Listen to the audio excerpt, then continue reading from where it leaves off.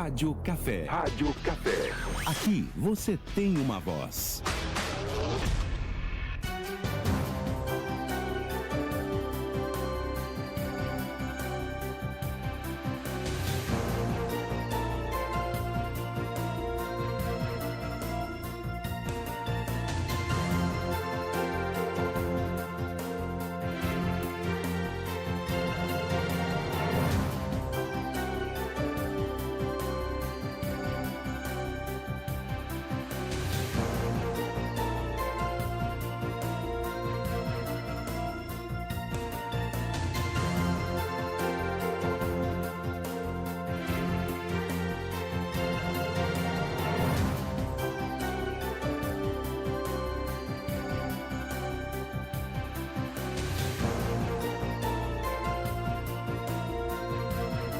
São 7h11 desta segunda-feira, 10 de novembro de 2025. A gente está recebendo aqui nos estúdios da 101 FM o coordenador regional de Defesa Civil, Luciano Peri. Depois de dias de muito trabalho, o trabalho agora aumenta por conta de todo o levantamento. Mas, Peri, eu quero começar a nossa conversa mais uma vez te parabenizando, agradecendo a Deus por você estar aqui nesse momento, porque as respostas da Defesa Civil foram muito plausíveis e o cuidado com a nossa gente ainda maior. Então, o nosso bom dia, em nome de toda a população de Xanxerê e da região, muito obrigado.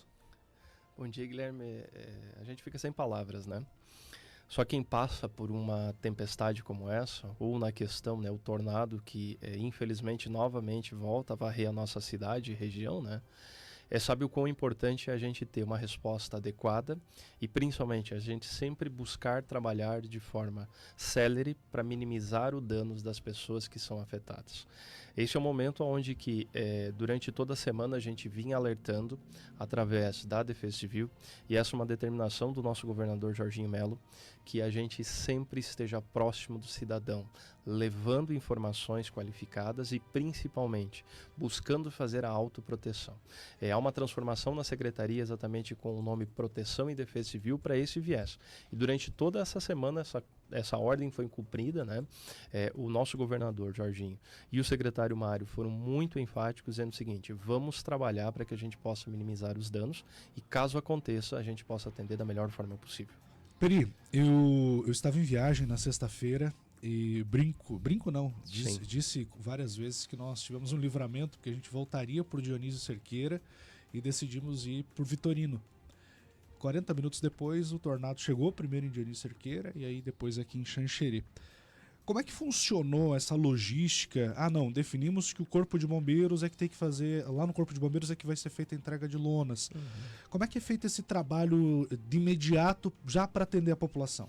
Então existe um trabalho que a gente vem fazendo, existe todo um processo de preparação. Quando você vê uma situação de trabalho integrado do Estado, na quinta-feira nós tivemos uma reunião que significa o GRAC é estadual, então todas as agências de gestão de desastres, respostas, segurança pública, salvamento se reuniram e tinham um panorama do que poderia acontecer.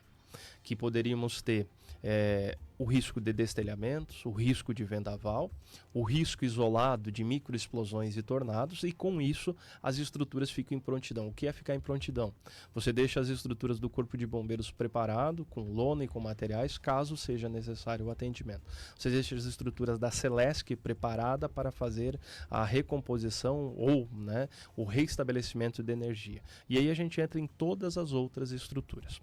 Junto com isso, foi feita uma reunião posterior e na sexta-feira de manhã uma reunião presencial com todos os coordenadores municipais, enfatizando o possível cenário que estava se mostrando, e foi ativado os planos de contingência. Lá no plano de contingência ele diz o que o município precisa fazer, quem é a responsabilidade de cada setor, e aí a gente entra desde a responsabilidade do parque de máquinas, deixar as máquinas abastecidas e pronta para fazer a resposta, você ter assistência social que fica preparada e estruturado caso haja necessidade de abrir um abrigo, e as estruturas de defesa civil com materiais sobressalentes. E o exemplo, né, é levar mais lona para o Corpo de Bombeiros, que distribuiu os primeiros 7 ou 8 rolos de lona, e nós levamos mais 8 rolos de lona para o quartel do Corpo de Bombeiros, que é o ponto focal para a população ir buscar o que a gente chama de telhados temporários, ou seja, lonas. Tudo isso é organizado antes, tudo isso é pensado antes. Por quê? Porque quando acontece o evento, existe um start, né, que a gente chama, né, a mudança da normalidade para o desastre, e com isso a gente tem os protocolos implementados. Parece fácil falando aqui, mas é um processo que vem sendo trabalhado há muito tempo e que muitas e muitas vezes faz com que essa resposta seja mais agilizada. Peri, uma das questões que mais tem sido destacadas é que Xanxerê é uma rota de tornados. Pode ter acontecido antes dessa era da informação, você está aqui então dos anos 80 para trás, de nós termos tido mais tornados, já com essa avaliação de intensidades, mas que não entraram nessas estatísticas? Com certeza. Os dados oficiais mostram que Xanxerê teve 5 eventos tornádicos.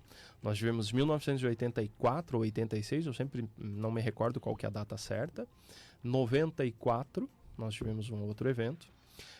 98, quando a gente teve, né, um evento que foi caracterizado de forma errônea como ciclone, que não era a nossa característica aqui. 2015, que é um dos eventos mais televisivos e mais que tornaram repercussão, exatamente porque o dia aconteceu, né, em uma véspera de feriado, e lá a gente viu, além do desastre, o turismo de desastre, né, que é algo horrível, e as pessoas, elas, além de vir para ajudar, muitas vezes elas vêm para ver a desgraça dos outros. E novamente, 10 anos depois, a gente tem isso. Então, um estudo que eu fiz dentro de uma especialização mostrava-se que a média dos desastres acontecer em Xanxerê, da década de 80, né, até então, era entre 8 e 12 anos. Nós chegamos a 10 anos e 8 meses e infelizmente se confirmou essa média histórica, que a cada 10 anos, então, nós estamos tendo um evento de grande magnitude, um evento desse formato, né, que a gente chama um evento de tornado. Peri, a gente tem uma diferença entre as escalas de intensidade de F0, F1 a F3, que foi o de 2015, o que mudou de lá para cá, porque ontem na reunião com o governador, no levantamento feito pela Defesa Civil aqui, parecia o mesmo trajeto, né? Com menos intensidade, obviamente, mas parece que ele se forma próximo de onde aconteceu em 2015 e aí deslancha depois de Faxinal. Tem diferença, alguma explicação do porquê que se formou próximo ao mesmo local? Sim, existe a gente chama de quase que um corredor, né, da condição atmosférica. E se você lembrar de 2015, ele também teve os danos em Faxinal dos Guedes, em parte de Passos Maia, e depois teve mais danos em Ponte Serrada, né? Então você tem uma característica de um corredor, né, considerando uma condição geológica. O segundo ponto é que nós somos a segunda região do mundo com maior incidência de tempestades severas, e a tempestade severa é a chuva, o granizo, o vendaval e os eventos tornádicos e o evento de microexplosão que a gente teve em outros momentos, né? E qual que é a diferença fundamental? Primeiro, a preparação. A quantidade de alertas, e isso é uma ação que o governo do estado e a Secretaria de Estado da Defesa Civil vem implementando ao longo do tempo. Nós sabíamos que tínhamos o risco da tempestade. Hoje as informações são mais qualificadas e principalmente, o governador Jorginho Melo sempre vem falando isso. A informação tem que chegar até a população num curto espaço de tempo. O segundo ponto fundamental disso é que foi de menor intensidade. Então, um F0, ele é um evento entre 65, 70 km por hora até 110, 115. E o F1, em alguns pontos, como a gente teve algumas situações de destruição aqui em Xanxerê e Faxinal, é de 110, 115 a 180 km por hora. Quando você fala de um F3, nós estamos falando de 250 km por hora. Nós estamos falando quase que o dobro da intensidade do vento. E isso é muito dano, isso é muito forte. E a gente viu em outros municípios o que aconteceu. Então nós temos exatamente essa caracterização. Um segundo ponto é que as estruturas que foram construídas também pós-tornado, elas começam a ser estruturas mais resistentes, elas começam a ser estruturas diferentes exatamente porque entenderam que a nossa região é uma região que é afetada por esse tipo de eventos. Certo. F3 foi o caso lá de Rio Bonito do Iguaçu? Exatamente. Então, basicamente foi o que aconteceu em Xanxerê. Até as imagens, elas mostram muito isso lá em Exatamente. Lembra muito Xanxerê nesse Exatamente. caso. E Xanxerê teve um F2 com características de F3, né? Para você entender, o dano ele é muito direcionado, né, na questão de quanto você teve de eventos de danos e prejuízos. Se você imaginar, se você entender de que uma casa, né, e aí vamos pegar o exemplo lá de uma empresa, lá no Parque Industrial. Você tem uma estrutura que foi construída há menos de um ano, seguindo todos os padrões construtivos de engenharia. E conforme o proprietário falava, ser arrancado que parece que você tinha cortado ele e jogado com a mão, mostra a intensidade dos ventos que passaram de um F0. Quem sabe em alguns pontos a gente pode ter tido, né, um F2. Graças a Deus que esses eventos não aconteceram, e aí vou citar o exemplo de Faxinal dos Guedes como um recorte, na cidade, foi no interior. Porque na região de Faxinal dos Guedes, a gente teve com certeza um F1 em vários pontos, que se tivessem afetado a cidade, nós teríamos, quem sabe, uma reprise de 2015. Peri, eu fui muito questionado, até criticado nas últimas horas, da insistência em destacar que Xanxerê teve um tornado apenas quando houvesse uma informação oficial vinda da Secretaria de Estado de Proteção e Defesa Civil. Por desencargo de consciência, como profissional de jornalismo, foi o que fiz. Mas o questionamento veio porque algumas pessoas divulgaram antes. Enfim, não estou aqui para questionar, mas eu gostaria de entender, então, por que a Defesa Civil divulgou que era um tornado, de fato, apenas na manhã de sábado. Manhã de sábado. Por que dessa demora, talvez? E por que desse desencontro, eu diria? Então vamos lá, é muito importante informar que dentro de um planejamento de ação de resposta existe algo chamado prioridade de atendimento. A prioridade da Defesa Civil é o atendimento à população. E isso, né, o governador sempre é muito claro, o nosso secretário sempre é muito claro, dizendo o seguinte: a prioridade é atender as pessoas. Nós precisamos fazer o atendimento às pessoas. Então, nesse momento, nós identificamos que existe o risco da tempestade. Quando acontece o evento, a prioridade inicial é o resgate e o salvamento das pessoas. Nada se difere, Guilherme, se é um vendaval, se é uma microexplosão ou se é um tornado para a resposta de defesa civil. Uma das coisas que nós temos trabalhado muito, e através da nossa gerência de monitoramento, através da nossa ASCOM, é que a gente não vai fazer a distribuição de informações para gerar o pânico. Nós vamos trabalhar com informações claras e concisas dentro do trabalho e da prioridade que é necessária. Quando eu digo prioridade, não é demorado. Nós trabalhamos cerca de 24 horas, não deu 24 horas, deu em torno de 18 horas depois do evento, nós tínhamos caracterizado o evento de tornado. E aí, principalmente, além de caracterizar, você precisa caracterizar a intensidade. Nós estamos com as duas equipes de monitoramento nossa, e aqui, em nome do Fred e do Felipe, que são os nossos meteorologistas, conversando, identificando, e além de você identificar os dados no satélite, além de você identificar os dados no radar, você precisa imagens de solo e principalmente imagens de drone. Nós não tínhamos prioridade naquele momento em fazer isso. Nossa prioridade era entender quantas pessoas tinham sido afetadas, quantas pessoas tiveram danos e quantas pessoas precisavam ser resgatadas. Depois de feito isso, quanto seria o atendimento com telhas de fibracimento para minimizar o dano dessas pessoas. Somente depois que desencadeou todo esse processo, a equipe identificou e trabalhou com isso. Então é importante dizer que a informação oficial, ela vem dentro do tempo de um planejamento tendo priorizado o atendimento humanitário. Acredito que é necessário pontuar o seguinte: nesse momento, da sexta-feira às 5 da tarde até o sábado ao meio-dia, não importava então se era tornado, ciclone, vendaval, se fosse uma chuva fina com vento. O importante é atender a população, e isso que a Defesa Civil e os órgãos competentes fizeram, certo? Exatamente. Imagine o seguinte: existe um processo chamado empatia. Coloque-se no local da pessoa que é afetada, né? Eu e minha esposa, a gente não chegou a ir para casa. No domingo à tarde, a gente ficou sabendo que parte da nossa churrasqueira afetou a casa da vizinha, certo?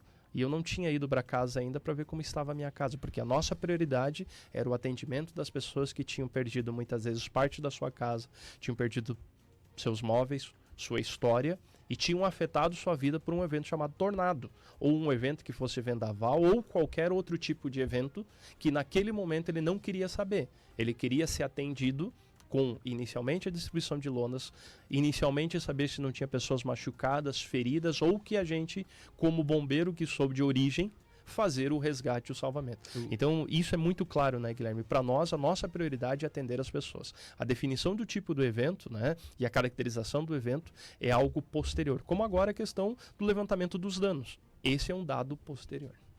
Perfeito. Peri, eu aprendi quando eu comecei que às vezes você não precisa dar informação primeiro, você precisa dar informação completa. E acredito que isso foi fundamental, porque passado todo esse primeiro atendimento, as famílias já não corriam tanto risco, já tinha passado aquele período de chuva. Assim também, agora deu um norte para o governo do estado saber o que fazer, acredito eu. O que o governo do estado vai fazer? O governo do estado já vem fazendo, né, Guilherme? Quando a gente fala de proteção e defesa civil, o governo do estado, Jorginho Melo, ele fez essa mudança conceitual e principalmente o investimento está sendo massivo na questão de proteção. O que é proteção? É antes do desastre acontecer. A gente trabalha muito na questão da prevenção, da mitigação e como ele trouxe ontem foi anunciado, ele estará trabalhando com ações de tornar ambientes mais seguros dentro das escolas. Quando a gente fala disso, é algo diferencial, porque nós já viemos trabalhando o plano de contingência que deve ser trabalhado em todas as estruturas das escolas de Santa Catarina. Isso começou-se, né, com uma grave ameaça e através da nossa região a gente implementou os vários tipos de desastres que tem. Ao exemplo, né, nós tivemos algumas escolas em Dionísio Cerqueira que felizmente não teve pessoas mortas por um milagre. Né? Então, trabalhar essa ação de proteção é algo fundamental que vem sendo feito pelo Estado de Santa Catarina. Por quê? Porque é prioridade. Peri, o governador falou ontem em coletiva sobre a possibilidade de instalar bunkers nas escolas. Eu vou trazer a fala dele para depois explicar para a população como é que vai funcionar essa questão. O governador Jorginho Melo ontem em coletiva de imprensa na cidade de Xanxerê. Vamos acompanhar. E as escolas reformadas vão fazer já em Dionísio Cerqueira, vão fazer um bunker. Porque é um milagre se vocês forem ver o ginásio de esporte que era para estar as crianças fazendo educação física e treinando, só que o professor foi fazer um curso, agora a professora Lucereta está fazendo qualificação de professores, enfim. Então, ele não estava e não teve educação física naquele momento. Se tivesse criança ali, ia ser uma tragédia. Então nós vamos fazer, eu já anunciei lá, nós vamos fazer um bunker, uma sala reforçada. Pode ser aonde eles comem merenda, para que quando der alguma zebra, nós temos uma capacidade muito grande de informar primeiro. A nossa proteção e defesa civil está preparada para informar, vai acontecer isso e isso e isso. Claro que a gente sempre torce para aquilo que se informa, e eu brinco com eles lá, eu cheguei lá brincando com o secretário Mário. Mário, é isso mesmo, Mário, que eu vou falar? Mário, será que não dá para ser, desse tamanho o bicho? Ele, então a gente tem que informar. E tem dado resultado, porque as pessoas já ficam ligadas. Muito bem, tá aí um trecho da fala do governador, né, trazendo essa questão dos bunkers. E aí eu te pergunto, Peri, como é que funcionaria isso? Porque é uma ideia a longo prazo e precisa ser feita, acredito eu, né? A gente até comentava recentemente sobre a ideia de ter a escola como um local seguro. Seria basicamente isso? Sim, exatamente. Em outros países nós temos essa referência. Se você for para os países americanos, né, norte-americanos, você tem as escolas como os pontos de referências e abrigos. Se você for para os países asiáticos, ao exemplo do Japão, você tem os bairros e os pontos de referência direcionados pelas escolas. Quando a gente fala disso, as escolas elas precisam ser pontos de referência para que a população saiba para onde ir. E principalmente, né, quem está me ouvindo agora, o seu filho precisa estar seguro dentro do ambiente escolar. Quando a gente fala do plano de contingência, né, que hoje se tornou uma lei, né, ele vai tratar exatamente sobre vários problemas que podem acontecer, sejam eles as graves ameaças. A gente teve 2 eventos nas creches, mas também a gente trouxe outros eventos, como o risco de incêndio e o risco dos desastres ambientais, que é esse evento que nos últimos 6 meses nós tivemos 7 escolas da nossa região, somente da Regional Xanxerê, que foram afetadas de forma direta, umas parcialmente destruídas, outras danificadas. E o exemplo da escola de Dionísio Cerqueira, que não está na Regional Xanxerê, Xanxerê foi duramente danificada e não teve morte exatamente por um milagre, porque as crianças não estavam na quadra. Então, o que se traz dentro dessa política do governador Jorginho Mello é você trazer uma estrutura de, quando for construída, pensar um ambiente, pensar um local que possa ser utilizado como uma área segura, como uma área que a gente chama, né, uma área de proteção. Também, nas escolas que estão sendo reformadas, você identifica, Peri, mas eu vou criar uma sala específica fechada? Não, você vai criar estruturas que já são utilizadas, que já são referências e que já tem esse costumeiro uso, e aí vou dar o exemplo, pode ser um refeitório, pode ser uma sala de recreação, pode ser um auditório, que as pessoas saibam aonde saibam como funciona, e quando acontecer esse tipo de desastre, os professores, com a preparação, com o plano de contingência efetivado, elas saibam como agir nessa situação e principalmente a autoproteção delas e das crianças que estão sob sua responsabilidade. Peri, eu tenho acompanhado o trabalho do vereador Caleb aqui em Xanxerê e ele tem promovido algumas conversas junto com a Defesa Civil, com a Secretaria Municipal de Educação, para pontuar algo bem relevante que você falou agora. As pessoas precisam saber o que fazer. Eu tive relatos de professoras na sexta-feira que, quando começou aquele barulho todo de tempestade, não sabiam o que fazer.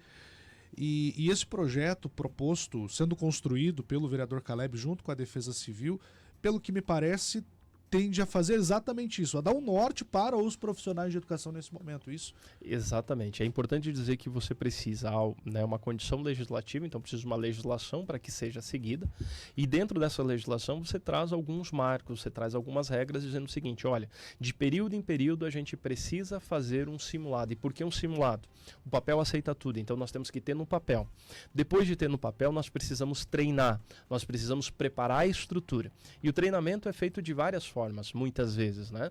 E nós devemos entender que tem vários tipos de evento. E a evacuação para uma grave ameaça é de uma forma. A evacuação para uma situação de um incêndio é de uma determinada forma. E a evacuação ou a autoproteção para uma situação de um destelhamento, de um vendaval ou de um tornado é diferente. Então você precisa preparar as estruturas de educação para saberem o que fazer e, principalmente, sabendo o que fazer, vai se minimizar o dano humano, ou seja, vai minimizar o risco de morte daquelas pessoas. Mais do que nunca, um projeto como esse é de fundamental importância. É fundamental importância e, principalmente, é fundamental tirar ele do papel para que a gente possa transformar ele numa realidade e tornar a nossa região mais protegida. Nós temos o programa Defesa Civil na Escola, que dentro do programa Defesa Civil na Escola ele tem um núcleo escolar de proteção e defesa civil, e uma das ações é o simulado, mas é orientativo. Né? Quando você tem uma legislação que se trabalha isso, ela se torna obrigatória. E quando ela se torna obrigatória, com o passar dos tempos, você vai fazendo uma vez, duas vezes, três vezes, ela se torna uma rotina. Depois de se tornar uma rotina, ela se torna um costume. E depois de muito tempo fazendo essa rotina, ela se torna um costume. Ou seja, ela se transforma em uma cultura de autoproteção. Ou seja, basicamente o que o vereador Caleb propôs foi uma ponte para poder resolver essa questão. É uma das pontes iniciais para que a gente possa ter isso. Peri, resta me agradecer, eu sei que você tem uma agenda muito corrida hoje, e obrigado por atender a gente, por conversar com a nossa audiência de toda a região, por explicar essa diferença e principalmente demonstrar o que tem sido feito para atender a nossa população. Muito obrigado. Nós que agradecemos, né, o espaço. E lembrando, né, o nosso governador Jorginho Mello, nosso secretário Mário, vem trabalhando de forma incansável para que a gente possa fazer proteção e defesa civil, minimizar os danos e atender de melhor forma a nossa comunidade. Nós conversamos com o coordenador regional de Defesa Civil aqui na Regional de Xanxerê, Luciano Peri, trazendo informações para a gente sobre os últimos acontecimentos aqui na cidade. São 7h33, com a gente Solares Energia, Cressol, Fiat Bota, Trinos e Galemar.